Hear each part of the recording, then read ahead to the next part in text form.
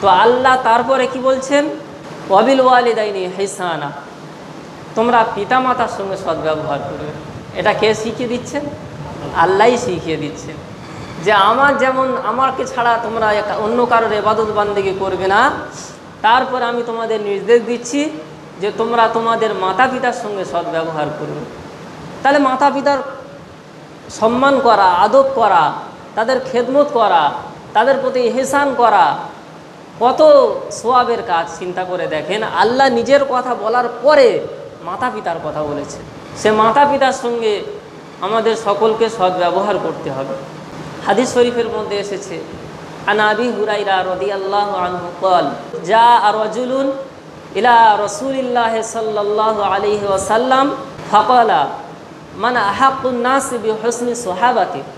আবু হুরায়রা রাদিয়াল্লাহু আনহু তিনি বলছেন যে এক ব্যক্তি আল্লাহ রসুলের কাছে আসলেন, এসে বললেন, ইয়া রাসূলুল্লাহ, ইয়া হাবিবাল্লাহ, মানুষদের মধ্যে সবথেকে উত্তম আচরণ পাওয়ার অধিকার আমার কাছে কে? মানে আমি কার সঙ্গে সবথেকে উত্তম আচরণ করব? আল্লাহ রসুল বললেন, ক্বালা উম্মুকা, তোমার মায়ের সঙ্গে বেশি হকদার। তারপর সুম্মা মান, তারপরে কে? তারপরে আল্লাহ রসুল বললেন, সুম্মা উম্মুকা, তারপরে তোমার মায়ের অধিকার।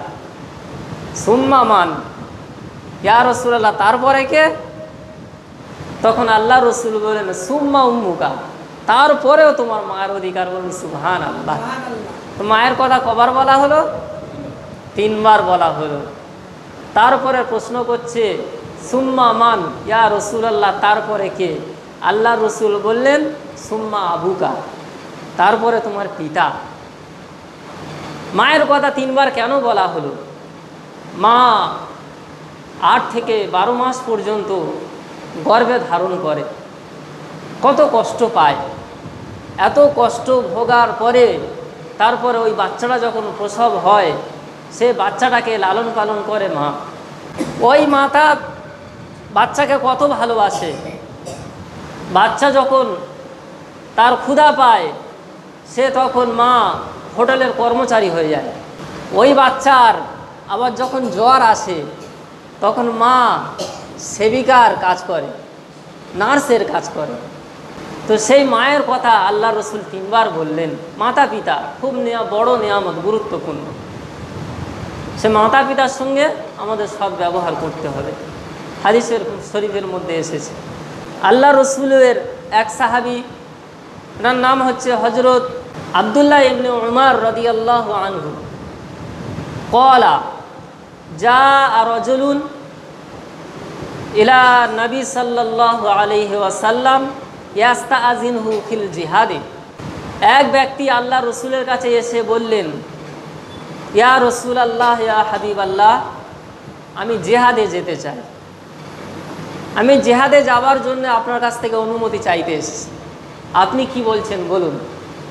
আল্লাহ রসুল বললেন, ফাকালা আহাইয়ু বিওয়ালিদাকা, তোমার কি মাতা পিতা জীবিত আছে? তখন ক্বালা নাআম, হ্যাঁ, আমার মাতা পিতা জীবিত আছে। তো আল্লাহ রসুল বললেন, ইযহাবা ইলাল বাইতি ফাফিহিমা ফাজাহিদ, তুমি তোমার বাড়িতে চলে যাও, তুমি তোমার বাড়িতে গিয়ে তোমার মাতা পিতার সঙ্গে জিহাদ করো। বলুন সুবহানাল্লাহ। তার মানে তোমার মাতা পিতাকে খেদমত করো। ইসলামের মধ্যে জিহাদ করা, ব্যাটল এগেনস্ট এনিমিস, যে শত্রুদের সঙ্গে লড়াই করা, এটা একটা খুব বড় সোয়াবের কাজ, তাই না? যারা দেশের পাহারাদার, বর্ডার পাহারা দিচ্ছে, ইসলামিক কান্ট্রি পাহারা দিচ্ছে, বলা হচ্ছে সবথেকে সোয়াবের কাজ কি? বলা হচ্ছে যারা ওই আপনার বর্ডারে সিকিউরিটি গার্ডের কাজ করে, আপনার দেশবাসীকে অন্য শত্রুপক্ষের হাত থেকে বাঁচায়, সেই ব্যক্তি সবথেকে বেশি সোয়াবের হকদার। বলুন সুবহানাল্লাহ। তাহলে একটা শত্রুপক্ষের সঙ্গে লড়াই করা, জিহাদ করা, যেমন বদর যুদ্ধ হয়েছিল, ওহদ যুদ্ধ হয়েছিল, হুনাইন যুদ্ধ হয়েছিল, অসংখ্য যুদ্ধ আল্লাহ রসুল সাল্লাল্লাহু আলাইহি ওয়াসাল্লাম তিনি নেতৃত্বে দিয়েছিলেন।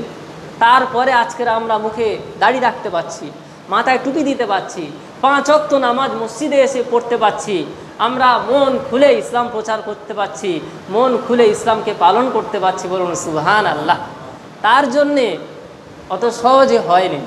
আল্লাহ রসুলের দাঁত মোবারক শহীদ হতে হয়েছে।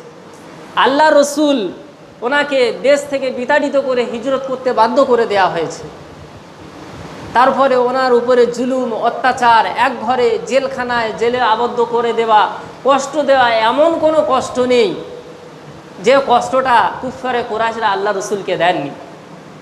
অত কষ্ট করার পরে তারা এসে কি বলেছিল যে আপনি যে ইসলামের প্রচার করছেন, তাওহীদের বাণী প্রচার করছেন, রিসালাতের বাণী প্রচার করছেন, তো আপনার কাছে আমরা অফার এনেছি। কি অফার? বলে আপনি যদি মনে করেন যে আরবের সবথেকে ধনী ব্যক্তি হবে, আমরা আপনাকে আরবের সবথেকে ধনী ব্যক্তি করে দেব। আপনি যদি মনে করেন আপনি আমাদের নেতা হবেন, তো কোনো ব্যাপার নেই, আপনাকে আমরা নেতা বলে স্বীকার করে নেব। আপনি যদি মনে করেন আরবের মধ্যে সবথেকে সুন্দরী মহিলাকে আপনি বিবাহ করবেন, তাহলে আমরা সেই মহিলাকে আমরা জোগাড় করে দেবো। তো আল্লাহ রসুল সব কথা শুনলেন, তারপরে বলেন তার বিনিময়ে আমাকে কি করতে হবে বলো? সব তো শুনলাম। বলে তার বিনিময়ে শুধু আপনাকে একটা কাজ করতে হবে, সেটা দিন প্রচার করা বন্ধ করতে হবে, ইসলাম প্রচার করা বন্ধ করতে হবে। তো রিসালাতের বাণীটা প্রচার করতে, মানে এটা প্রচার করা নিষিদ্ধ করে দিচ্ছে। বলে যে শুধু এটাও করতে হবে। তো কুফারে কুরাইশরা বলে হ্যাঁ, শুধু এতটুকু করলে আপনি যা ইচ্ছা মনে করবেন তাই পাবেন। তো আল্লাহ রসুল বললেন, বলে এর থেকে আর কিছু দামি নেই? বলে এর থেকে আবার কি দামি আছে? বলে হ্যাঁ আছে।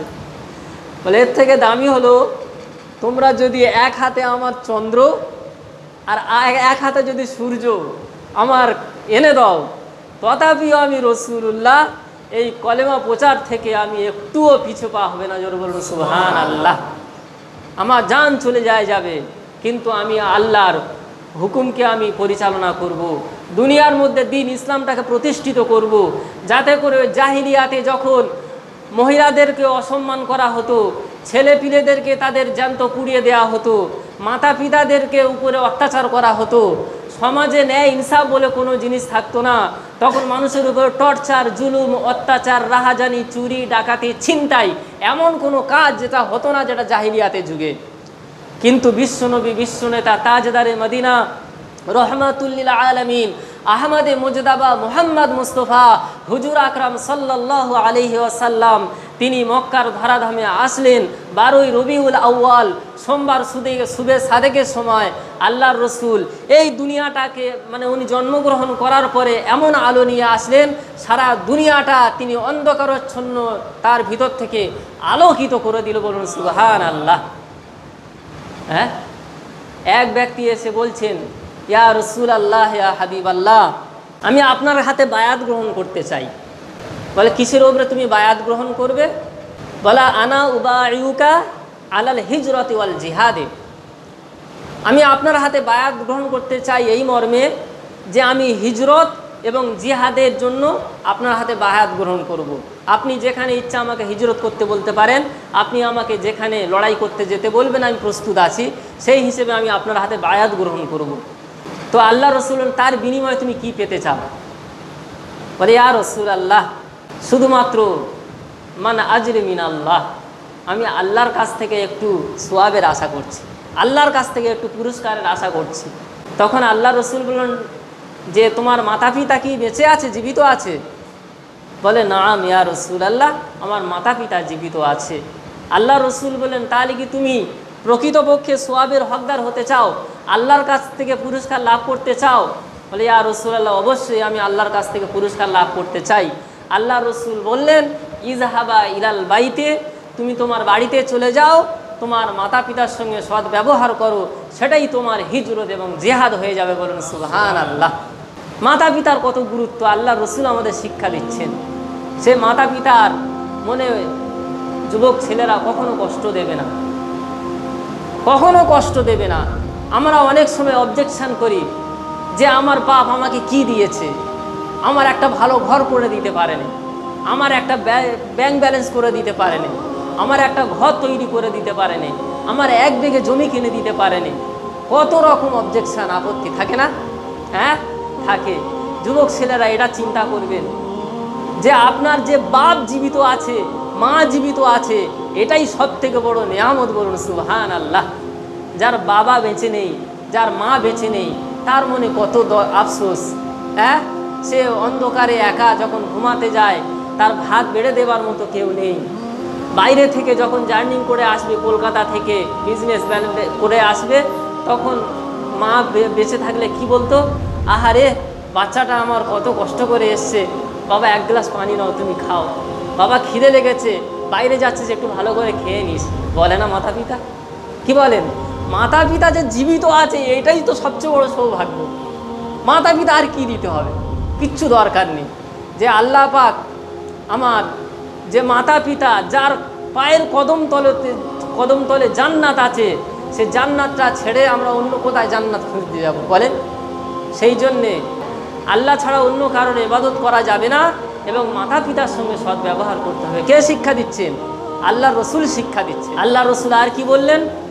যে বানি ইসরাইলের মধ্যে এক ব্যক্তি ছিল, সে ব্যক্তি খুব আবেদ, আল্লাহওয়ালা, আল্লাহর মাহবুব পেয়ারা। সে সবসময় একটা ঘর করে, ইবাদতখানা করে একা একা নামাজ পড়ত, যার নাম হলো জুরাইজ। জুরাইজ, আল্লাহ রসুল বলছেন, আবু হুরায়রা রাদিয়াল্লাহু আনহু থেকে বর্ণিত এই হাদিসটা মুসলিম শরীফে। তো বলছে জুরাইজ আল্লাহওয়ালা মাহবুব পেয়ারা বান্দা, সে আল্লাহর ইবাদত বান্দিগি করতো সকল সময়ের জন্য। সে ব্যক্তিটা একদিন আল্লাহর জন্য নামাজ পড়তে দাঁড়ালেন। এমতো অবস্থায় ওনার মা এসছে, আম্মি জান এসছে, এসে বলছে, ও জুরাইজ, ও জুরাইজ, আমি তোমার মা ডাকছি, তুমি আমার ডাকে সাড়া দাও। জুরাইজ চিন্তা করছেন, আল্লাহওয়ালা মানুষ তো, তিনি তো নামাজের অলরেডি তিনি নিয়ত করে নিয়েছেন যে আমি নামাজের মধ্যে দাঁড়িয়ে গেছি, আল্লাহর জন্য নামাজ পড়ছি, আর আমার মা আমাকে ডাকছেন, কি করব? মায়ের ডাকে সাড়া দেবো নাকি আমি নামাজ পড়ছি নামাজ পড়ব? এরকম দোনো মনে করছে। এই রকম ভেবে তিনি চিন্তা ভাবনা করলেন, যাই পারে হোক আমি নামাজটা আগে সমাধা করে। বলুন সুবহানাল্লাহ। সে কিরকম বুজুর্গ মানুষ, সে মায়ের কথা সাড়া দিল না। মা চলে গেল। দ্বিতীয় দিন এসছে, এসে বলো, ও জুরাইজ, তোমার মা তোমাকে ডাকছে, ডাকে সাড়া দাও। একই অবস্থা, তিনি নামাজের মধ্যে আছেন, ওই রকম কনফিউশনে পড়ে গেছে যে আমি মার ডাকে সাড়া দেবো না দেবো না। তো চিন্তা করলেন আমি নামাজটা সমাধা করে মায়ের ডাকে সাড়া দেবো। এইরকমভাবে চলে গেল। মা তৃতীয়বার এসছে, তৃতীয় দিন এসে বলছো, ও জুরাইজ, তোমার মা তোমাকে ডাকছে, তুমি তোমার ডাকে সাড়া দাও, মায়ের ডাকে। তিনি এই নামাজ অবস্থায় আছে যে আমি মায়ের ডাকে কী করে সাড়া দাও, আমি তো নামাজ পড়ছি। তো সাড়া দিল না। তো এখন চিন্তা করে দেখেন, ওই যে আল্লাহওয়ালা মাহবুব পেয়ারা বান্দা উজাইর, তার কি কোনো দোষ ছিল? সে তো নামাজ পড়ছে। এমন তো অবস্থায় ওনার মা এসে ডাকছে, অথচ নামাজ পড়া অবস্থায় ব্যক্তি, মা বলছে, হে জুরাইজ, তোমার মা তোমাকে ডাকছে, তুমি ডাকে সাড়া দিলে না, আমি তোমার উপরে বদদোয়া করে দিলাম, যাও তুমি যতক্ষণ না পর্যন্ত কোনো নোংরা মানে দুশ্চরিত্র মহিলার কবলে না পড়বে, ততক্ষণ পর্যন্ত আল্লাহ আপনাকে মউত দেবে না। আল্লাহ রসুল সাল্লাল্লাহু আলাইহি সাল্লাম বলছেন যে জুরাইজের মা খুব ভালো ছিল, সাধারণ একটা বদদোয়া দিয়ে দিয়েছে।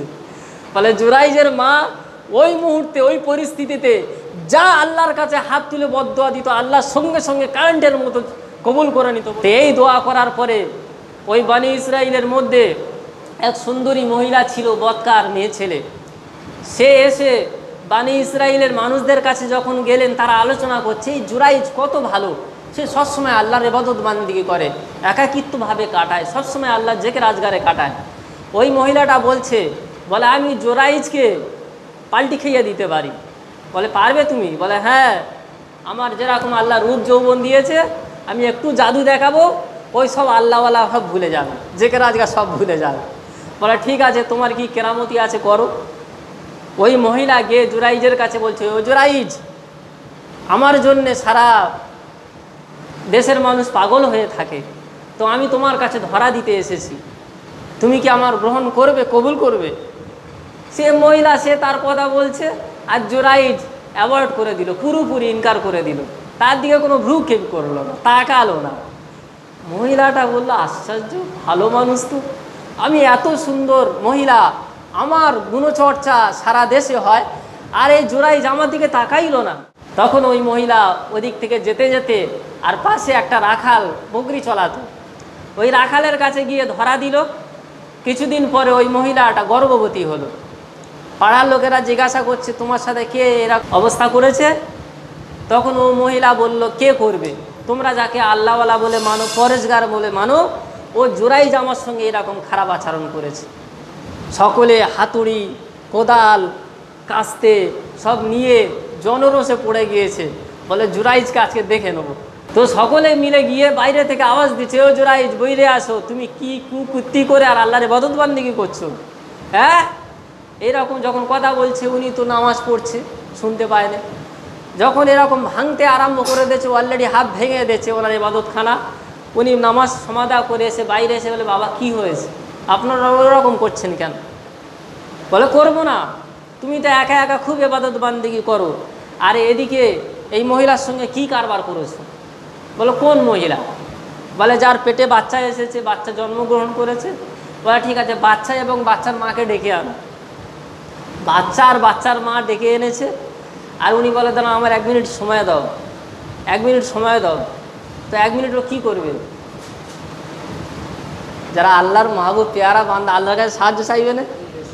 তো নামাজের পার্টি বিছে দিয়েছে, আল্লাহর কাছে 2 রাকাত নামাজ পড়েছে, আর আল্লাহর কাছে দোয়া করছে, ইয়া আল্লাহ আপনি আপনার জুরাইজকে বাঁচিয়ে নিন, আমাকে অপবাদ দিচ্ছে, আমাকে তুচ্ছ তাচ্ছিল্য করতে যাচ্ছে, আল্লাহ এর জবাব আপনি দেন।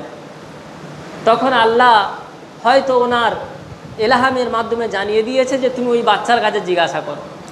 তো জুরাইজ আসলো, এসে ওই বাচ্চা সবে জন্মগ্রহণ করেছে তার মাথায় হাত বুলিয়ে দিল, দেওয়ার পরে বলছে, ও বাচ্চা বলো তোমার পিতার নাম কি? ওই বাচ্চাটা বলছে, আমার পিতার নাম হচ্ছে ওই রাখাল। যেটা বলবো সুবহানাল্লাহ। আল্লাহর ওলিদের আল্লাহ বাঁচাবেন কিনা? বাঁচাবেন, অবশ্যই বাঁচাবেন। তো এইভাবে আল্লাহ রসুল বলছেন, এই দোলনা থাকা অবস্থায়, দুধ পান করা অবস্থায় 3টে শিশু তারা কথা বলেছিল।